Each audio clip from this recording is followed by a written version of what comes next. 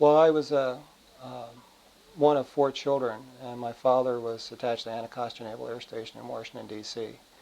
And I was born in '43, and he was at the Anacostia Naval Air Station on July of '52. I remember this later because of a lot of reports, and when I was a young kid with my brothers and sisters, on this one particular night, it was in the summer and it was a very clear night, there weren't any clouds in the sky, there wasn't any lightning or anything like that, and we lived fairly close to the Potomac River, and these lights came up the river.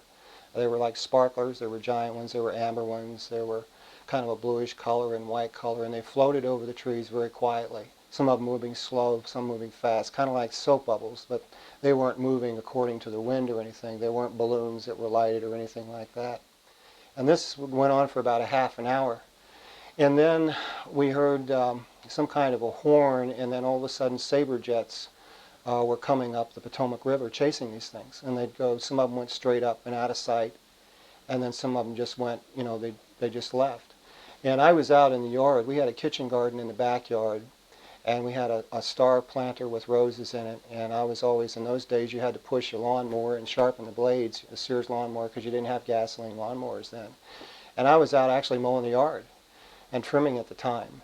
And I saw these things, and I ran inside and got my brothers and sisters to come running out. My grandmother was living with us at the time, and my father was on air station duty down at the Anacostia Naval Air Station. And I'll never forget this as long as I live. And the thing that reminded me of this mostly was when I saw the movie Close Encounters, the hair kind of stood up on the back of my neck because those little light balls that came through the toll gates on the freeway reminded me exactly of what I saw when I was a little kid. I alluded to these later with Dr. Jesse Marcel Jr., whom I contacted because he was about the same age, maybe a little older, when he saw the pieces his father brought home in the back of the car. And we've conversed on that quite a bit since then.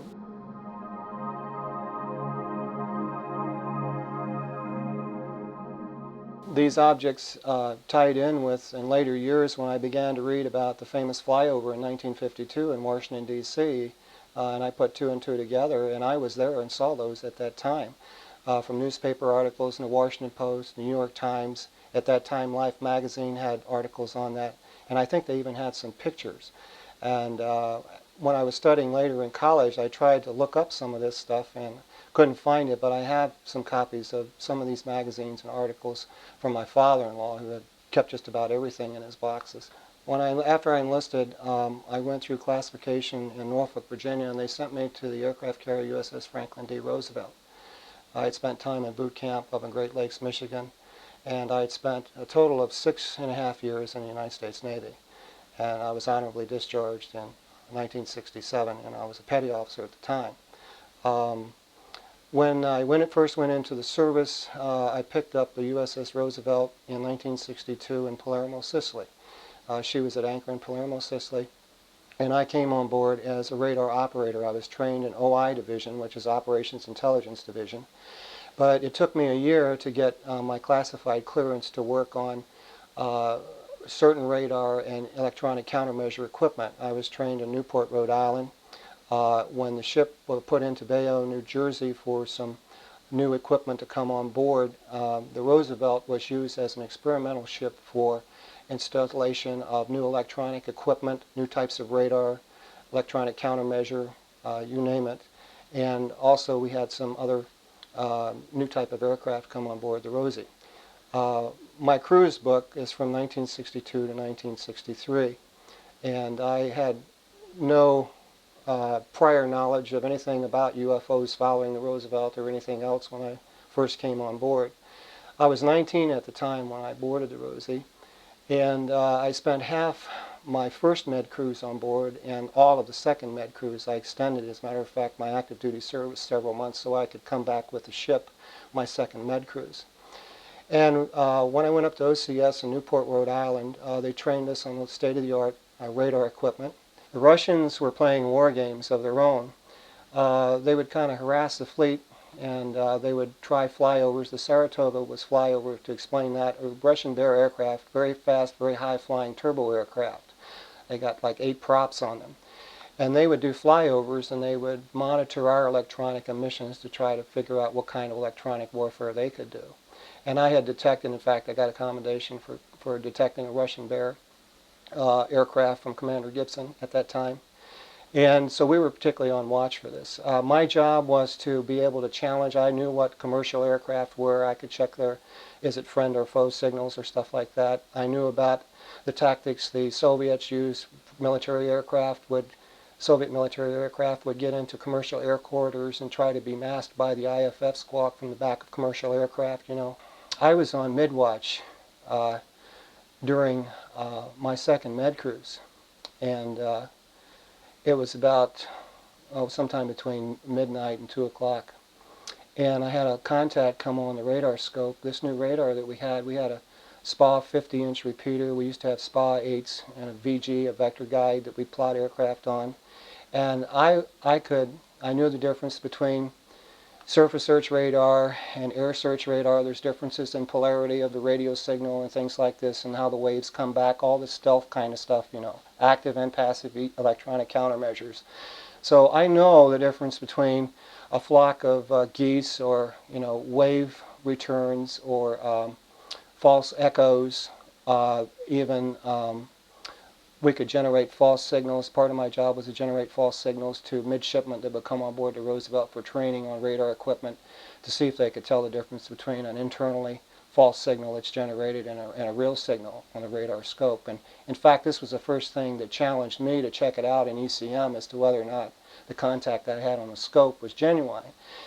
Because this was between 65,000 feet and above, and the strength of the signal was as strong as the surface contact on the water of an aircraft carrier. This contact was huge. It was got my attention and the attention of others that were on watch. There were 4 enlisted on watch and 2 officers at the time that this occurred.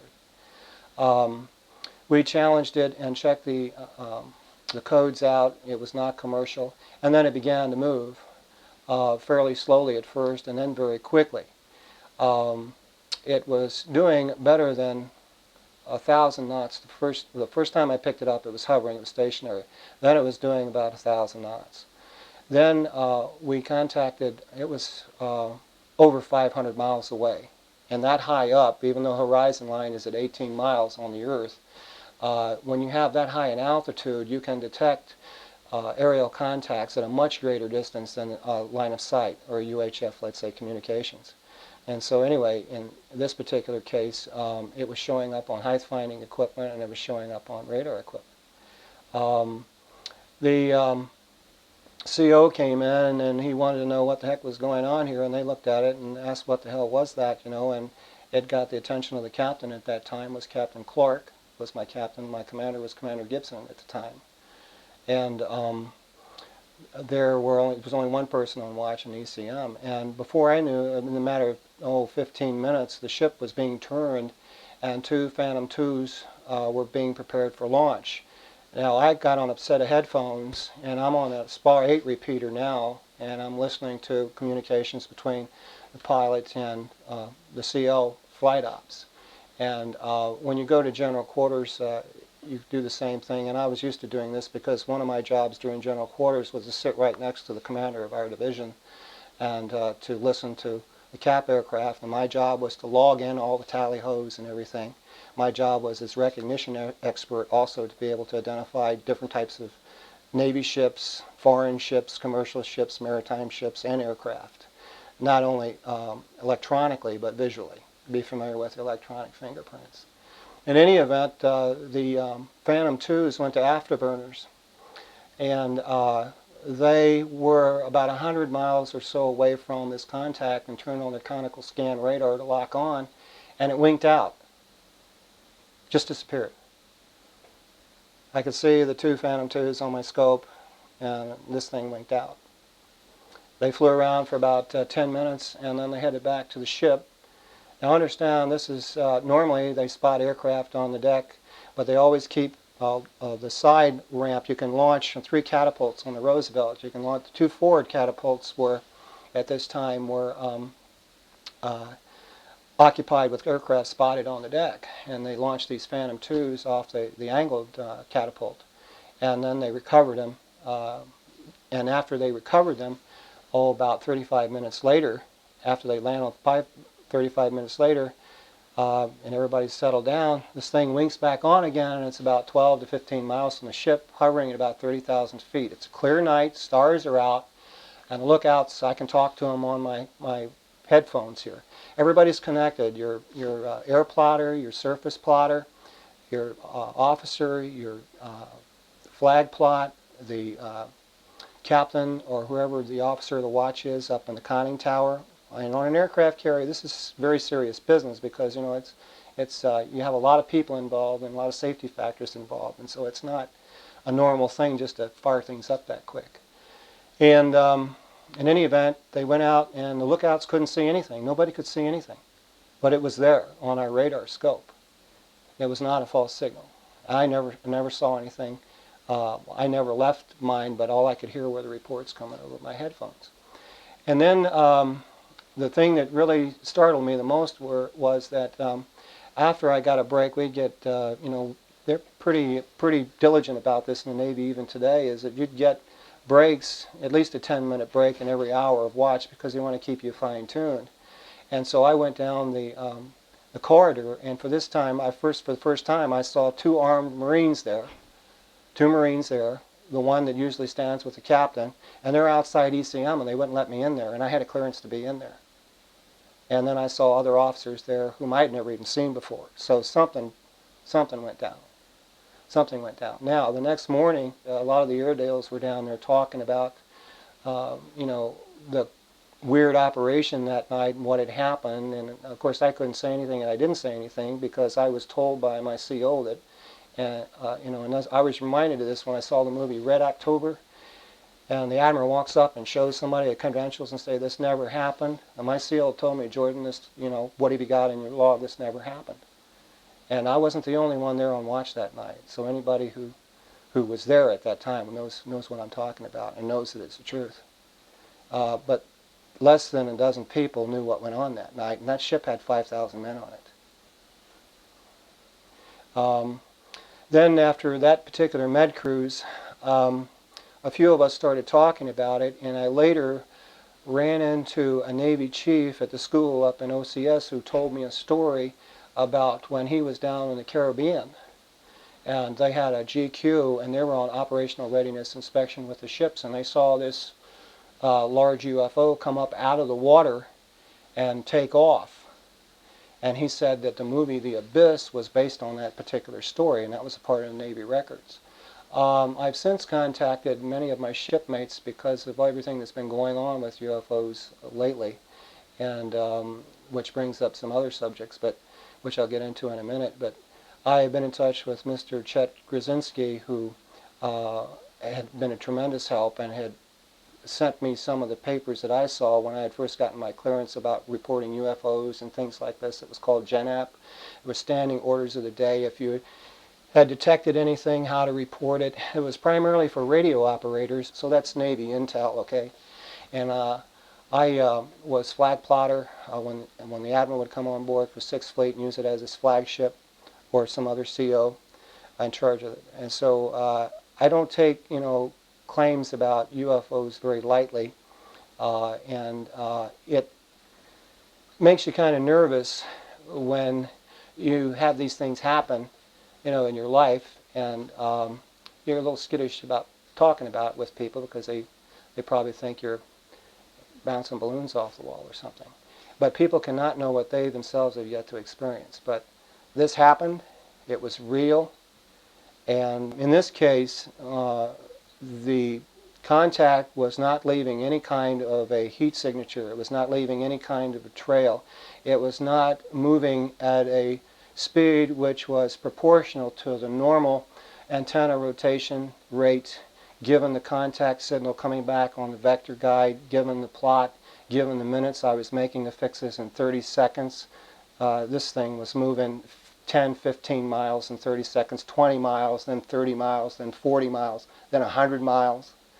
And in virtually 3.5 minutes, this thing moved, almost 500 miles. and then moving from one altitude to another that would cause any normal pilot to black out, let's say, was very strange to me. This was a real contact, and this signal from this contact at that distance and that altitude was sending back a signal as strong as the Roosevelt itself, and the Roosevelt was over 1,000 feet long. It was a lieutenant commander whom I didn't know very well. He hadn't been on board very long, and he came over and he asked, what was up, Jordan? What do you got in your log? And he says, you don't need to put that in there. It's basically the gist of it. And now, to me, that was highly irregular to say that, particularly in ship's logs. I did have the contact logged in there, and I started writing in UFO, blah, blah, blah, blah, what the IFF returned, all the procedures. And here we had all this stuff going on. Never another word about it. And so it was not recorded anywhere on the ship? As far as I know, unless it's in the captain's log. You could say or unless it's in the division commander's log. As far as I know, it was never logged. But I've heard during the STS 48 mission, while they were in orbit, and I was listening on the ham radio, and I have an Omni antenna on house, and then I also have other ham friends around the country, some of them former Navy too. And the astronauts were talking about, we have the UFO under observation, and then I've heard them say, we have the alien spacecraft under observation. When Blaha was up, and that audio had became a part of several videotapes, I was one of the ham operators. I did hear that. In fact, I called Jack, Dr. Casher, about that, a friend of mine who had a son going to the school where I teach. And I told you they're talking about alien spacecraft. They actually use that term over the airways. And it just stunned me. It just stunned me. Now, get this. This is remarkable. During the STS-48 mission, during all that flap, and then the word got out, and I was in touch with a friend of mine, Vince DiPietro, at Goddard Space Flight Center. I get a call out of the blue from the payload manager from Johnson Space Center of the shuttle. And he wanted to talk to me about the videotape I had on that mission, what videotape we happen to have. And I called the house, and it was on my tape when I got home. And I called back to talk to him about that. And he just wanted to know what was up and what I was listening on and what I had on my ham radio. When I would go over to this photography studio to pick up some of my work, there were interagency cars right across the street and guys in suits taking pictures of me. And they took pictures of me and my wife in Kansas City when we were at Worlds of Fun. And I told other people about this because I got very skittish about what was going on here. I was photographed, and then I took down the license number of the vehicle, and it was registered off at Air Force Base. I had Air Force and intelligence officer visit me at my house after visiting an estate in West Omaha. And this guy wanted to come over and visit my house, and I asked to see if his credentials, even civilian clothes, and he showed me credentials, and it was U.S. Air Force. He was an Air Force officer. And he just wanted to come in and see my ham equipment, so forth and so on. And of course, I can understand that. I've got nothing to hide, so I took him down to the basement and showed him all my stuff. When the F-4 Bravos, after they had launched from the aircraft carrier and went up, the only indication I had from listening to the pilots were the same expletives that, what the heck is that? Where did it go? They couldn't see anything except what was on briefly on their conical scan radar just for about 5 or 10 seconds. And then, there was no tally-ho. At first I heard one tally-ho, and then there was, where did it go, is what I would hear, And what's a tally-ho? A tally-ho is when a combat air patrol or an aircraft will happen to make visual contact or will make contact with the radar and lock on, and they'll say tally-ho. That is a code for letting the commander or the CO know back on the ship that they have made visual contact and have confirmed that there is a contact there. Now, I heard that come out, and then later, nothing. There were other guys there who, in talking with Mr. Grzinski, who was with the Rosie in '61, the year prior to when I arrived on board, they had a huge UFO flap where this actually came down out of the clouds. Not only lights, but they saw a saucer and their photographs were taken. And we've been trying to get in touch with the photographer who took those photographs. But there were people coming up from the engine room to take a look at this thing, and he saw it. And there were documents that I have seen that refer to the Roosevelt having several instances of UFO flyovers, and particularly after they took on board nuclear weapons. And I was on board when they did take those on for the first time. All these guys walking around with dosimeters and then Marine Guards, and yeah, they brought on the Alpha 5 Alpha aircraft, and they were replacing the A3 Bravo aircraft Sky Warrior. And Roosevelt was a very hybrid type of ship. I talked late night over the phone with the sheriff down there and with the farmer and his family.